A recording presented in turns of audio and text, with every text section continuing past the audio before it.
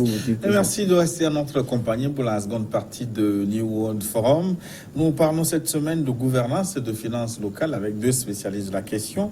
Boniface Agoudavi, expert en finances locales, qui vient de publier Éthique professionnelle et gestion des finances locales aux éditions universitaires européennes. Avec lui, Koumichak Panja, contrôleur financier, directeur du cabinet Factoriel. À la fin de la seconde partie, de la première partie précisément, nous étions en train de parler de passation de marché. Et au niveau local, Monsieur Agoudavi, est-ce que le corpus législatif et tout est en place aujourd'hui pour une fluidité des opérations de passation de marché? Merci. Ça ne peut pas être complètement les œuvres humaines ne peuvent jamais être complètement au point. Mais le degré, le niveau actuel, nous pouvons dire que ça va mieux. Ça va mieux. Maintenant, il faut les hommes et les femmes qui vont être imprégnés de la chose pour passer réellement à cette gestion. Mais tout en sachant que depuis 2016, nous avons déjà commencé à former les acteurs en la matière. Avec l'appui de la coopération allemande, GIZ, nous avons fait tant de formations, que ce soit au niveau régional à Thiévier, où nous avons parlé de la gestion budgétaire, à Dapaon, nous avons également fait cette gestion budgétaire. À Sokoré, on a parlé des recettes, comment engranger les recettes. Et à Palimé, on a formé en ce qui concerne la comptabilité des collectivités locales. Donc, on a déjà formé les acteurs de ce domaine-là avant que les élections-là ne commencent. Donc, c'est du nouveau personnel qui sera déployé dans les mairies pour la gestion des collectivités locales. Ça veut dire que le travail est à refaire. Non, ce n'est pas des nouveaux. Ce n'est pas encore des... Ce ne sont que des élus qui seront peut-être des nouveaux. Mais ceux qui travaillaient déjà là-bas, les institutions sont déjà là. Ceux qui exécutaient les fonctions appropriées sont là. C'est eux qu'on a formés. Donc, quand les élus vont arriver, les élus, on pourra également leur donner de la formation. Parce qu'aujourd'hui, le chantier est très grand. Imaginez qu'aujourd'hui, nous sommes à 117 communes. Alors que dans le temps, on parlait de 21 communes. Plus les préfectures. Et que c'est par rapport à cela que nous avons donné les formations. Mais aujourd'hui, avec les nouvelles structures qui seront créées par rapport à ces communes-là, il faudra encore multiplier les formations. Et c'est pourquoi on lance également l'appel à la société civile. Moi, je mets beaucoup l'accent sur la société civile. Puis c'est eux, les responsables de ces sociétés civiles-là, qui vont pousser les élus à bien travailler. C'est eux qui connaissent leurs droits. Qu'est-ce qui va se faire dans leur localité? C'est eux qui connaissent bien leur milieu et leurs besoins. Et il y a tant de procédures qu'il faudra adopter pour pousser ces élus-là à bien faire. Et ne pas rester les bras croisés. Et quand ils vont faire quelque chose, nous voulons marcher. Nous voulons marcher. Non. Non. Non, on a plus de choses à faire. Et il faut que nous sensibilisons les uns les autres et nous les informons, nous les formons, nous les sensibilisons pour qu'ils soient efficaces et pousser nos élus à bien travailler. Oui, Monsieur Panja, en matière de passation de marché sur le public, qui sont ceux qui doivent maîtriser les tests? Est-ce que c'est seulement les spécialistes de procurement, de passation de marché, ou bien aussi les contribuables? Est-ce qu'ils ont besoin de comprendre les règles du jeu? Donc, les contribuables ont besoin pas de maîtriser, mais de comprendre. Ceux-là qui sont concernés directement, c'est les autorités contractantes, c'est-à-dire l'État à travers ses différents démembrements et les opérateurs économiques. Parce que quand on dit marché public, c'est ce contrat-là qui lie les deux entités. Mais du moment où les deux entités-là ont des comptes à rendre aux citoyens, le citoyen aussi doit pousser sa curiosité pour en savoir. C'est de ce côté-là qu'il est concerné. Sinon, d'une façon basique, c'est les opérateurs économiques qui doivent s'y connaître pour pouvoir aller à cette compétition, c'est-à-dire à cette concurrence-là pour pouvoir gagner les marchés. Et également les entités de l'État et les membres qui siègent dans les commissions de passation, comme dans les commissions de contrôle, qui doivent également maîtriser pour pouvoir jouer à l'arbitrage afin de sélectionner d'une façon correcte les soumissionnaires qui doivent exécuter les marchés. Voilà. Aujourd'hui, est-ce que vous pouvez dire, avec les tests qui sont en vigueur au Togo, qu'en matière de passation de marché, il y a une égalité de chance pour tous les soumissionnaires? Et la loi sur la passation des marchés a été bien claire. Cette loi repose sur un certain nombre de principes. Et parmi ces principes-là, il y a l'égalité de tous les soumissionnaires dans le cadre de la mise en œuvre de la procédure. En termes d'information, en termes de documents à fournir, tous les soumissionnaires sont mis sur le même pied d'égalité. Et la loi est allée beaucoup plus loin. Pas seulement la loi, il y a d'autres textes qui vont encore plus loin en donnant la possibilité aux soumissionnaires de faire des recours et des recours au niveau de l'ARMP, l'autorité de régulation des marchés publics. Donc quand vous parlez de mettre les gens sur le même pied d'égalité, je crois que sur le plan des textes, beaucoup d'efforts ont été faits et le dispositif juridique, il est là, il est complet. Même si il y a des améliorations à faire, c'est parce que c'est des tests et lorsque la réalité bouge, il faut bouger les tests pour les adapter à la réalité. Ça ne veut pas dire que les textes n'étaient pas bien. Donc, en termes d'égalité, je pense que c'est bon.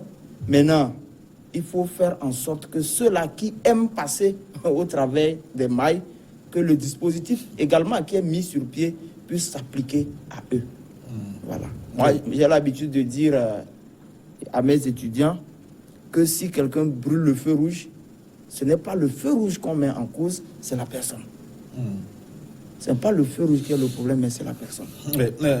Monsieur Agoudavi, maintenant au niveau local, est-ce que la passation du marché constitue un instrument efficace et je vais dire même suffisant pour lutter contre la corruption, pour éviter les problèmes Vous savez, les tests, tous les tests qu'on prend, ce sont des tests qui concernent tout le monde.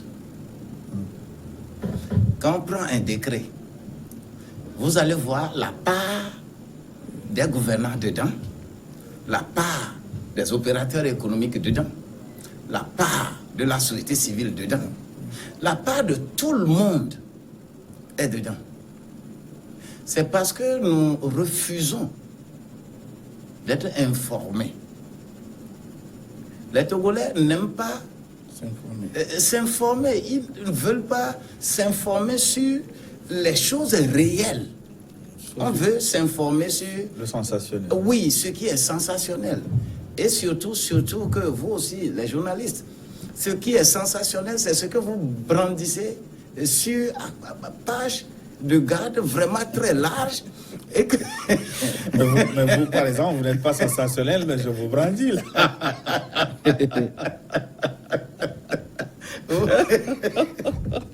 Vous voyez un peu.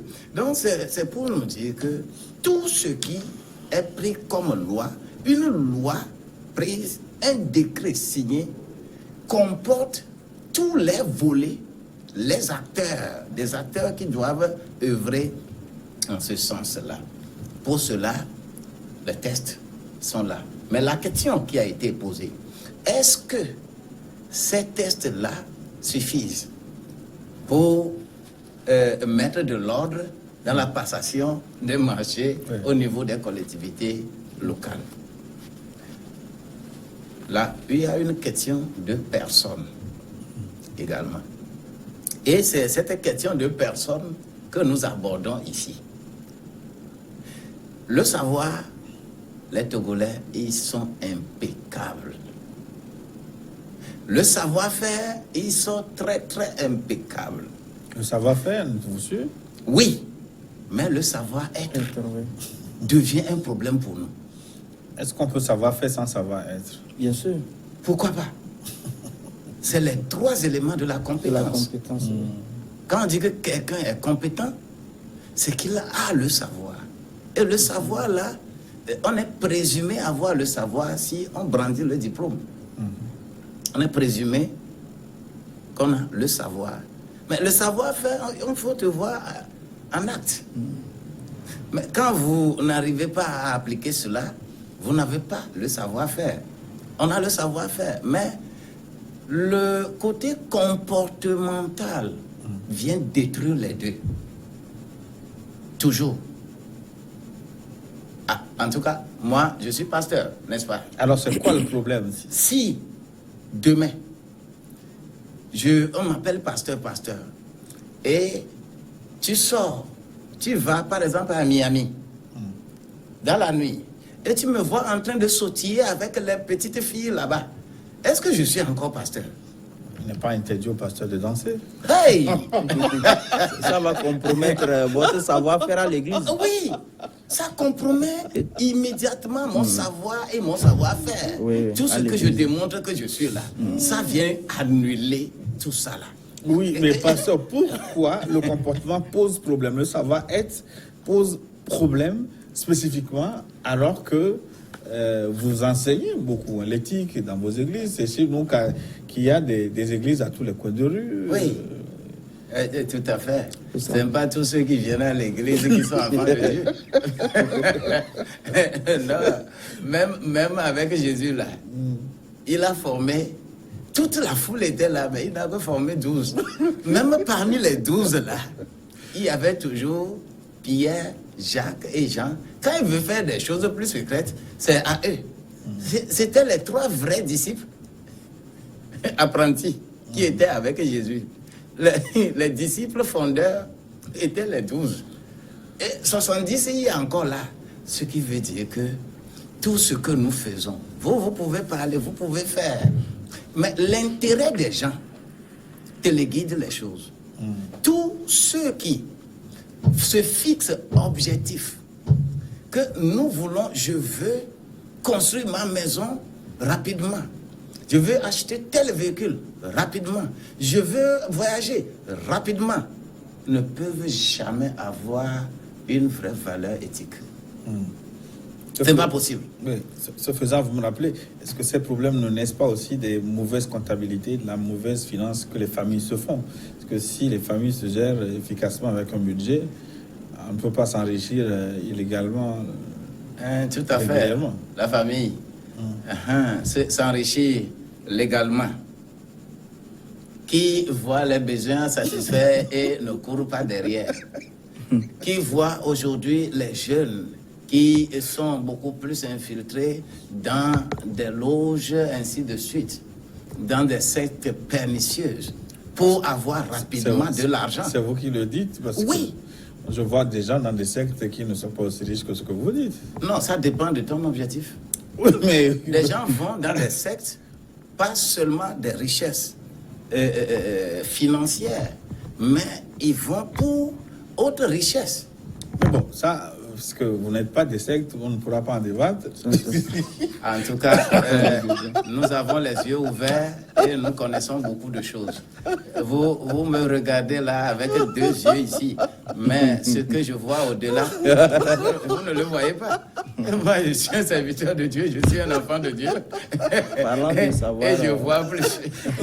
Parlant du savoir-faire, je voudrais souligner également que, oui, le savoir-être, qui est le 3e pilier de la compétence d'un individu tire le plus souvent sa solidité de l'éducation, peu importe qu'on dise que ce soit l'éducation religieuse, l'éducation à l'école, et le comportement de tous ceux qui l'entourent. Ça, c'est un aspect. L'autre aspect, c'est que le savoir-être aussi peut être imposé par les sanctions que la communauté ou bien l'organisation dans laquelle vous travaillez, les sanctions qu'on prend à l'encontre de X peut donner un bon savoir-être à Y. Donc, lorsque vous évoluez dans un contexte où certains posent un certain nombre d'actes et ils ne sont pas sanctionnés, petit à petit, ceux-là qui étaient bien éduqués et qui ne le faisaient pas auparavant peuvent être tentés.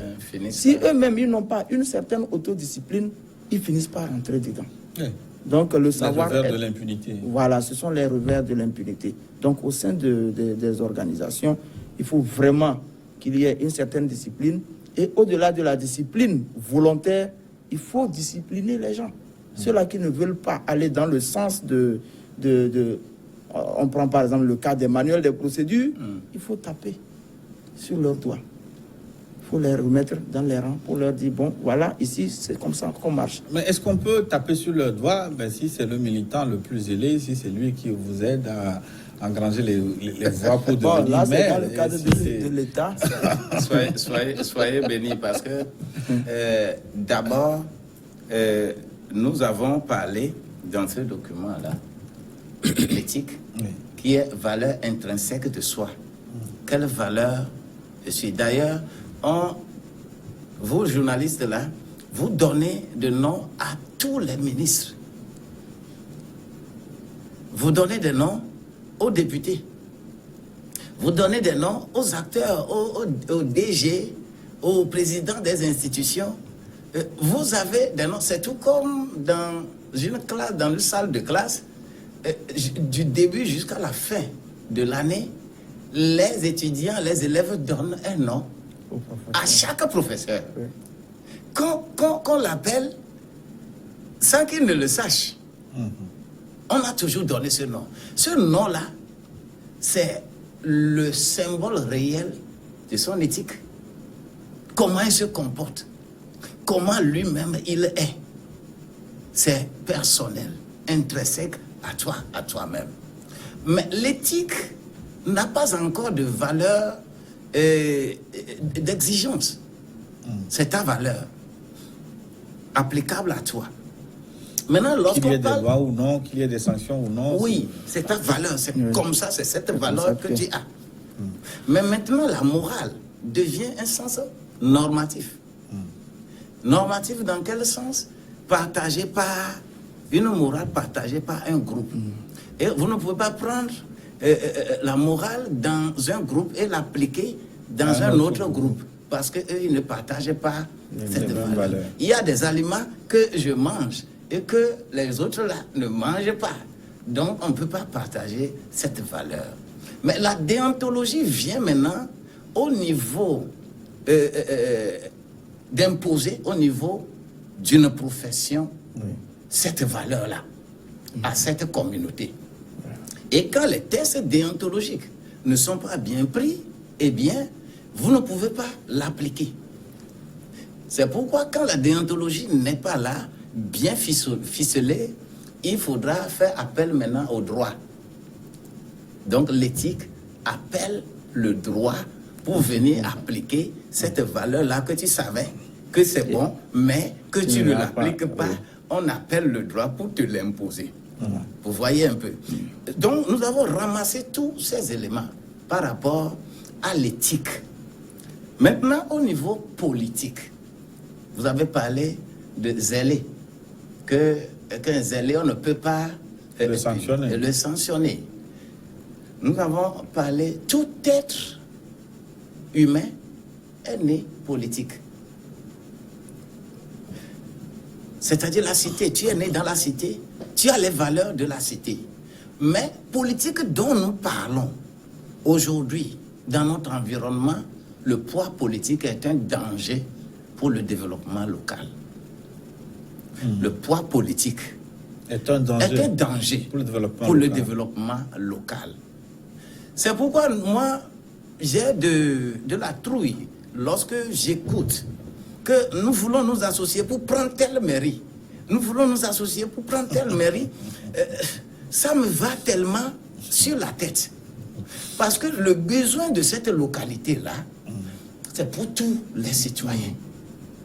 C'est tout comme je prépare ma pâte, mon foufou, mon riz à la maison. Ça a quelle couleur? Ça a quelle couleur de parti politique? Avant que je ne mange. Donc pour vous, fallait-il interdire aux partis politiques de postuler pour les élections locales? C'est pourquoi le poids des partis politiques dans les pays qui réussissent réellement la décentralisation, les partis politiques ne mettent pas leur poids comme cela se doit. Parce que dans la localité là, ce n'est pas l'ordre du parti politique que tu vas appliquer là-bas, mais c'est les besoins de la collectivité. C'est les besoins de la collectivité. C'est pourquoi les éléments, les 4 éléments de la collectivité, d'abord, pour qu'on parle de décentralisation réelle, le premier élément, c'est d'identifier les ressources nécessaires dans le milieu. Qu'est-ce que nous allons utiliser qui est commun à nous tous dans ce milieu-là pour que nous l'exploitions, pour faire développer notre communauté.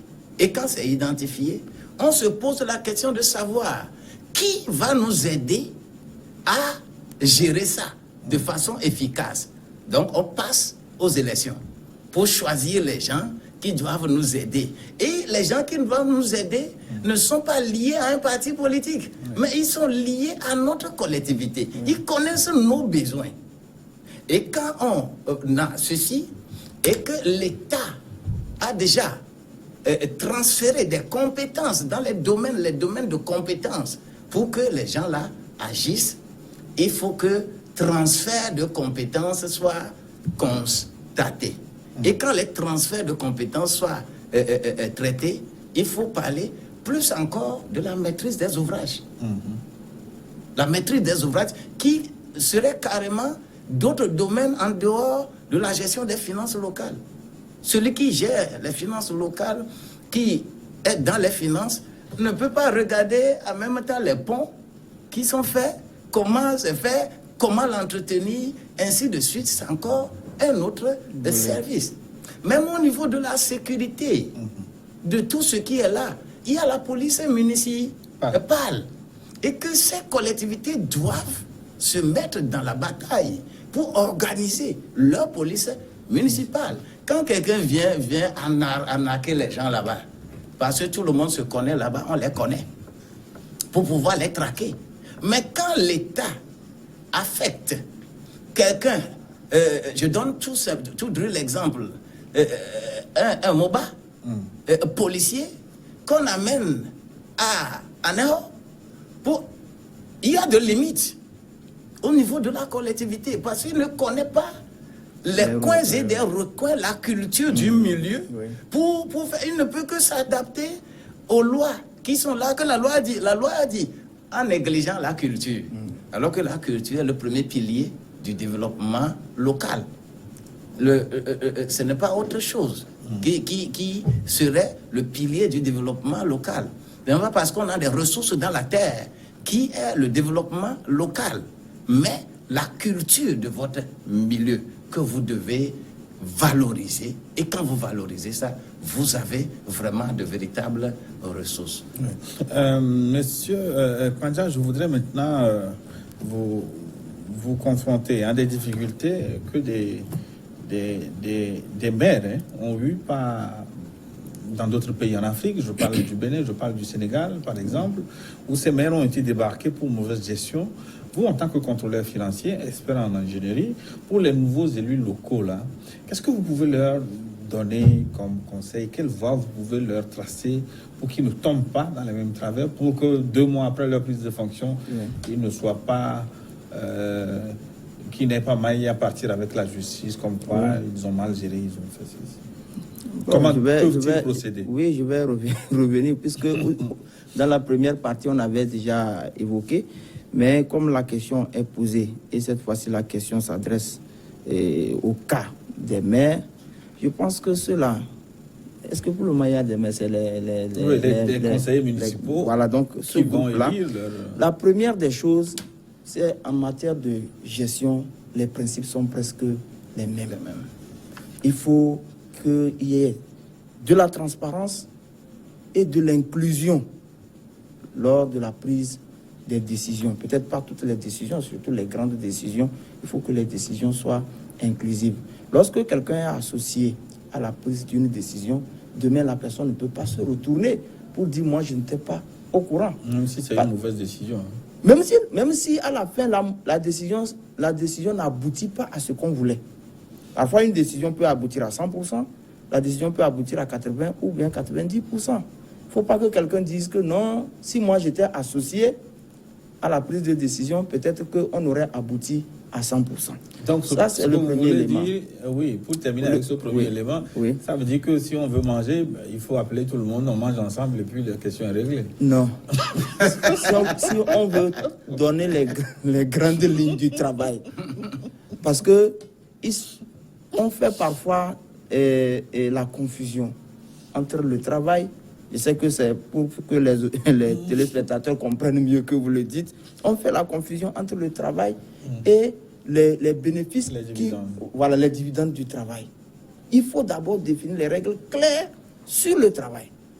Et en même temps, au cas où le travail que nous sommes en train de faire, s'il advenait des résultats positifs et qu'il y a des retombées, les règles claires également là-bas sur comment ces retombées-là vont être redistribuées.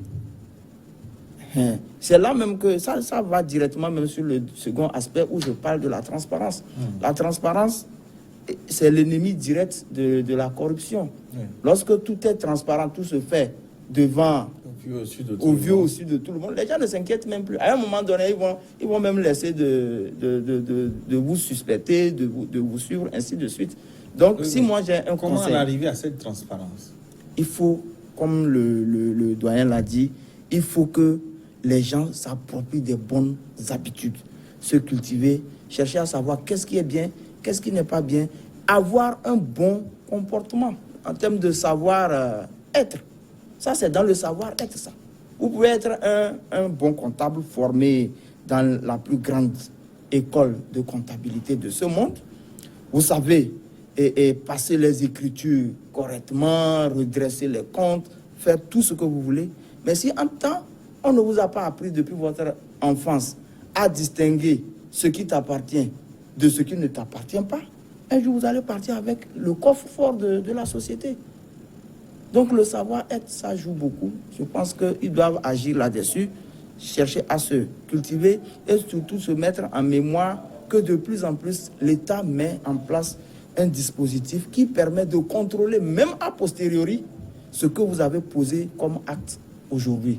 Donc, pour éviter tout problème. Vous pouvez quitter votre fonction. Vous pouvez quitter la fonction, vous pouvez être rattrapé. Ah, ça c'est... Oui. Ça c'est vous, ça, les contrôleurs. En tout cas... Il y a des contrôles, par exemple, dans le cadre des marchés publics, la DNCMP a l'autorisation de faire des contrôles, d'abord a priori, mais pour certains contrôles, ils interviennent a posteriori. Ils ont ce droit-là de venir dans telle entité ou telle entité pour chercher à voir est-ce que la régularité de telle ou telle procédure est vraiment effective. Oui. Dans le contrôle a priori, ça c'est votre dada, d'ailleurs vous êtes spécialiste du contrôle a priori, ça consiste à faire quoi? Et puis au niveau des collectivités locales, il me semble que des contrôleurs a priori seront déployés également. Hein. Qu'est-ce qu'ils vont faire? D'abord, je voudrais rappeler ceci. Dans la loi, les sanctions sont prévues pour les élus indélicats qui n'arrivent pas à respecter ce qu'on doit faire dans la gestion de la collectivité. Donc, quand on parle du cas du Bénin et autres là, la loi est très claire.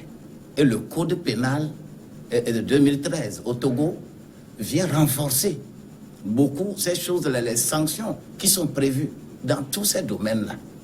La loi est claire là-dessus.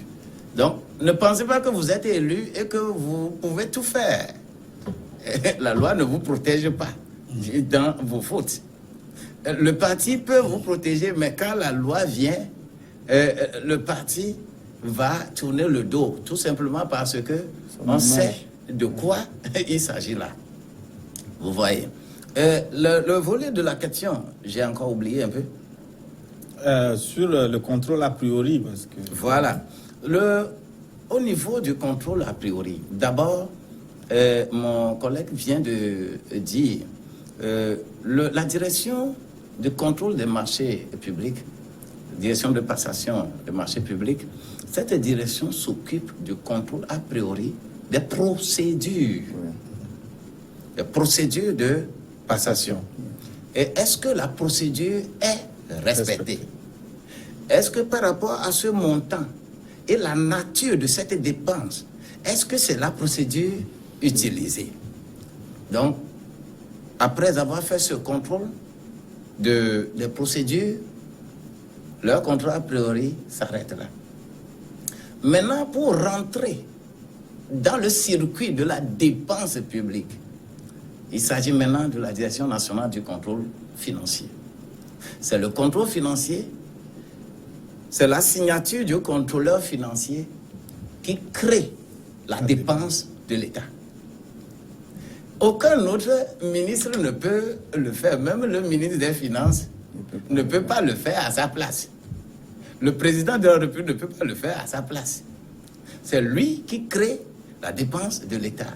Et que si un supérieur hiérarchique pense que la dépense là doit être faite et que le contrôleur dit qu'il y a des séquelles, avant que le contrôleur ne signe, il n'a qu'à écrire noir sur blanc que c'est moi qui ai dit, qu'il n'a qu'à signer.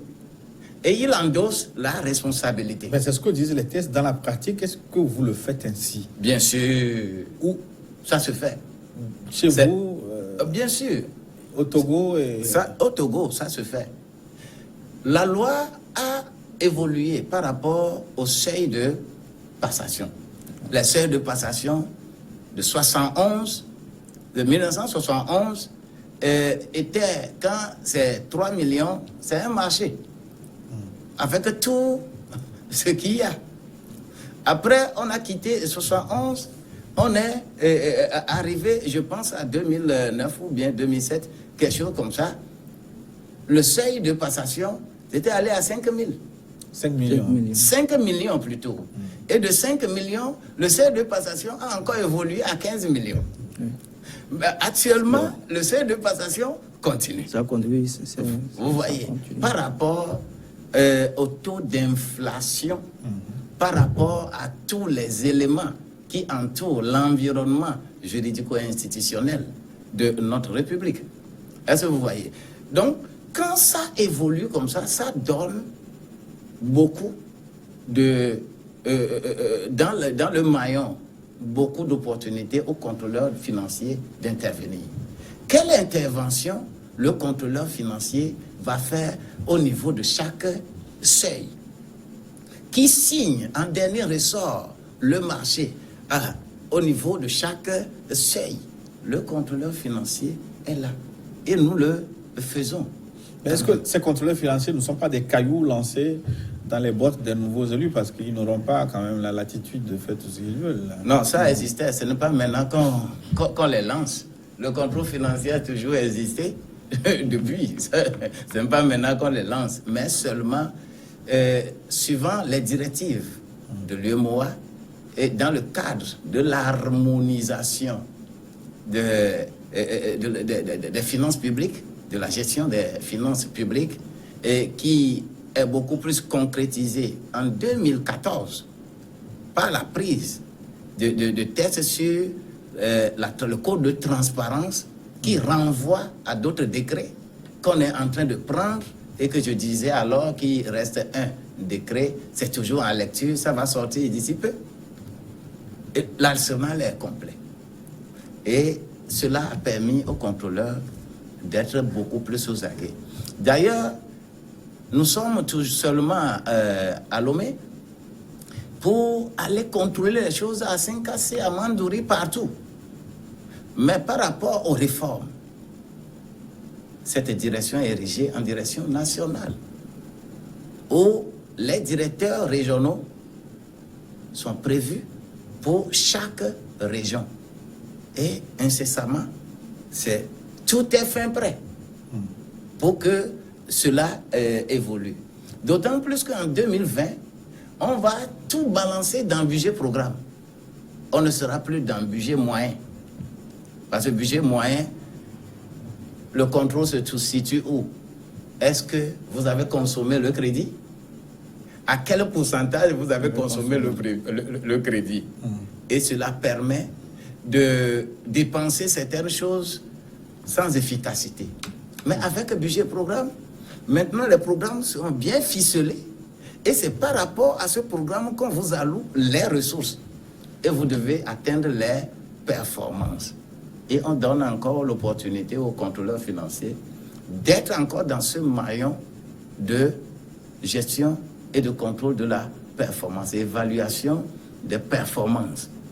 Le décret de 2017 qui érige la direction du contrôle financier, la direction nationale du contrôle financier, lui a transféré également cette compétence. Et nous allons toujours le faire, comme on l'a toujours fait.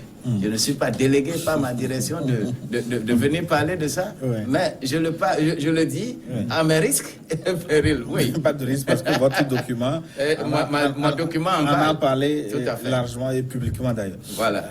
Monsieur Pandja,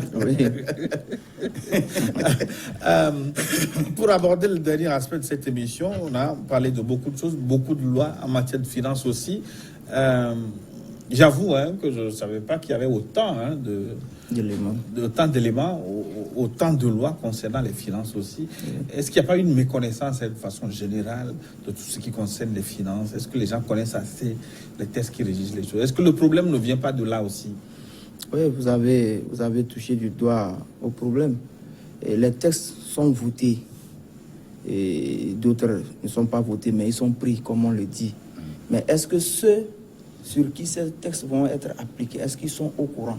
Parfois, oui, mais dans la plupart du temps, ils ne connaissent pas ces textes-là. C'est justement là que la problématique de la formation se pose. Il faut qu'on forme les gens, surtout ceux-là qui sont concernés par tel ou tel texte, et à ce que ces personnes-là prennent en main et comprennent concrètement pourquoi ce texte a été voté, pourquoi ce texte a été pris, et qu'est-ce que ce texte m'apporte en tant que citoyen. Donc, il faut forcément que les gens se forment, que les gens lisent aussi, pas seulement de la formation. Pour certains textes, voilà, parfois c'est très simple. Vous pouvez lire et comprendre. Peut-être c'est dans la pratique qu'il faut aller vers ceux-là qui sont spécialistes pour qu'on vous montre comment il faut faire, comment il faut procéder. Donc, le problème de la lecture même se pose chez certains citoyens. Donc, nous devons développer la culture de la lecture et s'intéresser vivement à ce qui se fait au niveau des ministères et des institutions étatiques afin de savoir qu'est-ce qui est fait, qu'est-ce qui n'est pas fait sur tel ou tel aspect de la vie politique ou bien de la vie publique. Est-ce qu'il revient au citoyen d'aller à l'information lui-même où il doit exister des canaux pour distiller les informations concernant quand même les lois, les tests réglementaires? Comment ça doit se passer, M. Agoudavi? Vous savez, l'État a ses obligations et c'est de mettre en place l'arsenal juridique. Et pourquoi, lorsque nous parlons de toute forme d'institution, on parle de cadre légal, le cadre légal de la chose. Et ce cadre-là, d'abord, l'ensemble s'appelle cadre juridique. Maintenant, dans ce cadre juridique, il y a le cadre légal. Et le cadre légal permet de voter les lois. Et les lois, là, doivent être mises à la disposition des institutions. Maintenant, le cadre institutionnel vient maintenant des décrets par rapport à ces lois. L'État met tous ces éléments-là en place. Maintenant, ce qui concerne chaque acteur dans ces lois, décrets, arrêtés, décisions et autres, chaque entité devra emprunter les éléments. Quand vous allez au ministère de l'administration territoriale, pour qu'on vous sorte les associations, les ONG qui veulent œuvrer dans un domaine donné, vous allez trouver des milliers d'associations et d'ONG. Je veux exceller dans défense de... Et c'est des tests bien, des statuts bien ficelés, correctement bien faits. L'État met à votre disposition l'arsenal juridique, le cadre juridique, le cadre institutionnel, reconnaissant votre association, votre ONG, que vous pouvez œuvrer dans le domaine-là. C'est à vous maintenant de chercher ces tests, ces éléments au niveau légal, au niveau réglementaire, au niveau institutionnel. C'est à vous de chercher et d'aller prendre les éléments et commencer à faire votre travail. Le débat a déjà eu lieu. Je n'ai pas partagé le même avis que vous. Parce que la Bible existe, mais pourquoi vous prêchez la Bible tous les jours? Vous ne dites pas aux fidèles d'aller lire Matthieu 7, verset 29. En tout cas, le débat est là. La Bible est là. Je prêche ma Bible, mais pourquoi vous la l'essentiel, quand Dieu veut te faire quelque chose, tu ne viendras pas me demander ce que je te prêche. Si tu ne le pratiques pas, Dieu ne te fera rien. Moi, je continuerai à te prêcher. Et c'est pourquoi le conseil des ministres, chaque fois, c'est hebdomadaire, n'est-ce pas? Et c'est même à la télé. Hein. À la télé. Le conseil des ministres, chaque fois, il prêche. Voilà. Chaque fois. Et c'est à la télé. Chaque fois, il dit, dans ce domaine, nous avons pris tel test. Dans ce domaine, nous avons pris tel test. Le conseil des ministres le fait tous les jours. Le conseil des ministres, il va dire que le test l'a appris et on publie ça dans les journaux. Journal officiel, la Togo Presse. Tout ça là, on publie. Pourquoi on a mis ces instruments-là en place? C'est pour que le citoyen les prenne pour faire chose. Quand nous allons à l'école, on fait des mémoires et autres. Pourquoi vous cherchez maintenant à aller chercher ces presses, à chercher ces documents-là et à puiser les éléments dedans pour développer, pour faire mémoire et être devant un jury pour défendre? Pourquoi vous le faites? Et vous ne pouvez pas le faire pour à des moments individuels et pouvoir gérer la société. L'État ne peut plus faire ce marketing au-delà de ce qu'il est en train de faire. Et nous arrivons déjà donc à la fin de nos échanges qui ont été très riches. Alors, Monsieur Koumicha Kwanja, pour finir, je voudrais que vous nous parliez un peu de votre cabinet factoriel, on l'a dit, spécialisé en matière de passation d'exécution de règlement des marchés publics au Togo et dans l'espace Yomoa. Alors, la question que je voudrais vous poser pour finir, est-ce que dans l'espace Yomoa, où se situe le Togo aujourd'hui en matière de passation de marché par rapport aux autres pays? Est-ce que le vôtre suit le rythme en avant ou en queue de peloton? Le Togo suit le rythme. Le Togo suit le rythme. Je ne peux pas dire que tout est nickel. Et je ne peux pas non plus te dire il y a un classement, le Togo est premier, tel pays est deuxième, mais le Togo est dans le peloton, dans le rythme. Le même rythme qui a été imprégné à partir de 2005. Le Togo d'ailleurs fait partie des tout premiers qui ont transposé la loi. Et aussitôt la loi transposée, les décrets ont suivi. Donc nous ne sommes pas les derniers les derniers de la classe. Nous ne sommes pas les derniers au niveau de l'UEMOA. Il y a d'autres même qui s'inspirent de nos modèles pour pouvoir faire chez eux. De la même façon, il y a certains trucs que les nôtres également peuvent aller prendre ailleurs et l'adapter. Bon, c'est la même directive. L'essentiel, c'est d'être dans cette directive-là et créer les lois et les décrets conformément à ces directives. Est-ce qu'il y a assez de spécialistes, assez de personnel qualifié en la matière de passation? C'est une loi qui est très jeune. Des marchés publics. C'est une loi qui est très jeune. Ça ne fait même pas 10 ans, surtout depuis que ça a été mis en œuvre.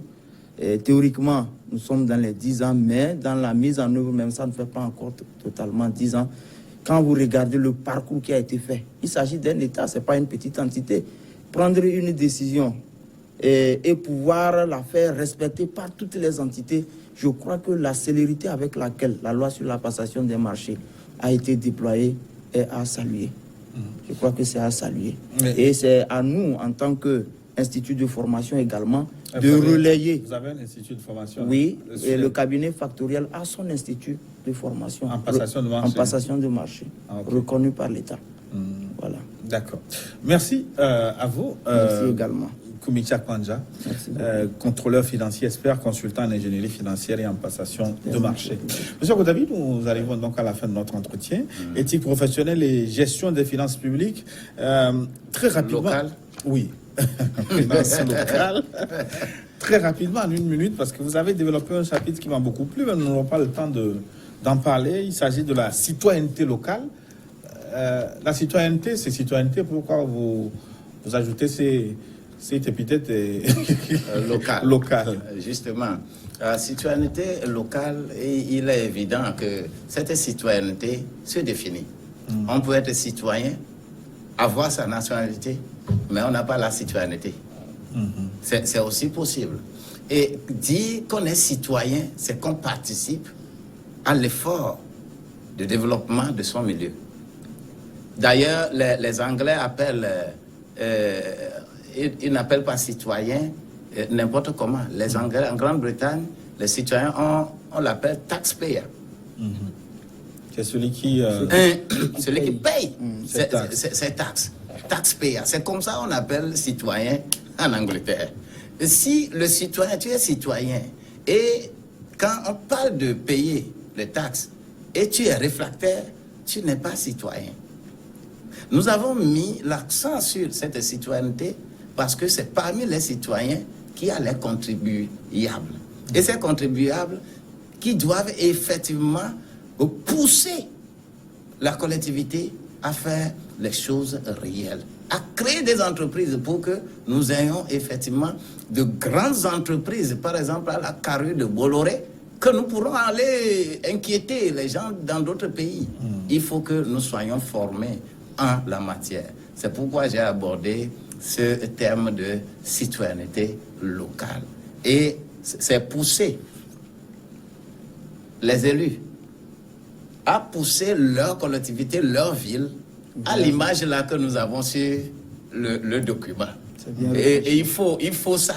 Oui, ça. Si vous ne pouvez pas le faire, c'est grave. Ouais. Au Singapour, c'est 20 ans. Rapidement, ils se sont développés. Ouais. À Corée du Sud, c'est 20 ans. Ils sont rapidement développés. Et j'ai les modèles de tout ça là. Le Rwanda là-bas, proche de nous. Oui. Chaque élément a ses modèles. Je pose la question de savoir bientôt le Togo. Quel est le modèle togolais?